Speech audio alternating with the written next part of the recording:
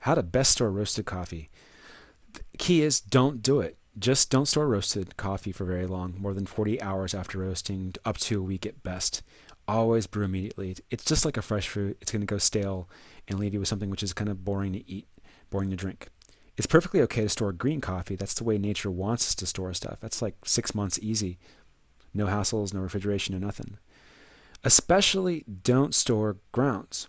Fresh grind at brew time is one of the other second rules for the perfect kind of cup. The reason is because just like popping a balloon, you're exposing so much of the area and it's just nothing left to be celebrated anymore. It gives you instant oxidation and instant staleness because of that massive surface area being introduced when we grind it. But if you do have to store it, store beans, like roasted beans, you want to have a neutral atmosphere, like nitrogen, no oxygen whatsoever, because oxygen is the enemy of coffee. Limited airspace. So on the left-hand side, we see like two beans in kind of a box with very little room to wriggle around, and another one by itself in this giant room.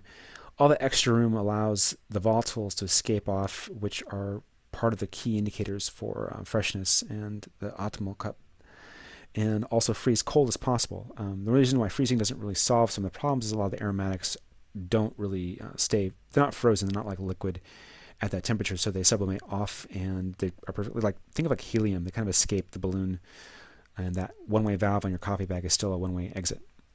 So practically, what you want to do is double bag and squish all the air out as much as you can. Toss in a few oxygen absorbers if you can, and then freezer. Put it in the freezer, but not a vacuum freezer for that reason we just talked about. Inside of coffee, there are about 1,000 different compounds, and a fair percentage of them are volatiles, meaning they are easily happily to live in the air or live in the water that you're drinking. And primarily it's the things that we smell, and those are also responsible for both what we smell and taste. And what happens is, since those like to live in the air just as much, they're going to go to the least dense population. So if it's the air above your cup, that's where they'll go.